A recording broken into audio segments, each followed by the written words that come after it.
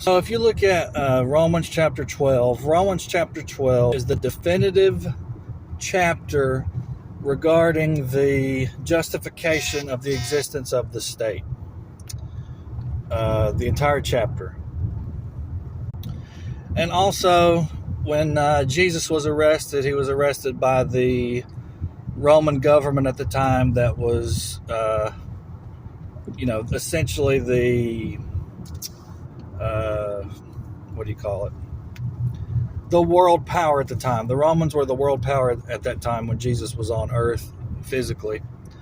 And so Jesus was, he surrendered himself to the authority of the time, the government at the time of Rome, at the behest of the Jews at the time, the essentially the church, the religious leaders of the time.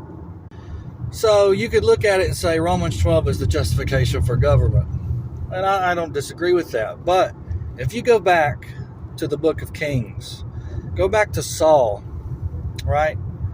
The nation of Israel, God told the nation of Israel, the ancient Israelites, not to have a king. He said, I will be your king. They said, we want a king like every other nation in the world.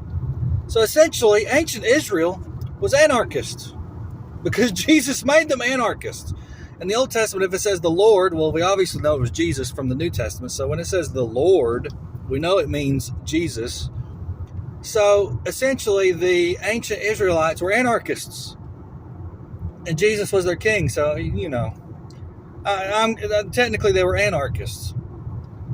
And what's interesting is they said, no, we want a king. We want to be like every other nation in the world. Even though Jesus, the Lord, told them, no, don't do that, don't do that, don't do that, don't do that, don't do that.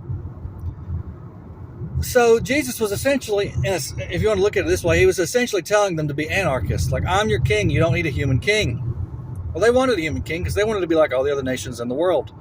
All the other nations in the world, why do they have a king? Rothbard might have some insight into that, okay? But look at what happened when Israel made Saul king. They made Saul, you know why they made Saul king? Because he was taller than everybody else. He was a head taller than everybody else. They made Saul king because he was taller than everybody else. Okay. Sounds like a lot of people voting for politicians because they're handsome today. But after they made him king, all sorts of trouble happened to him. Happened to the nation of Israel. Because of Saul. Because of government. Because of a politician. Because of a king. The Lord told them, you don't need a king. They wanted a king, and then trouble and trouble and trouble happened repeatedly because of the king Saul.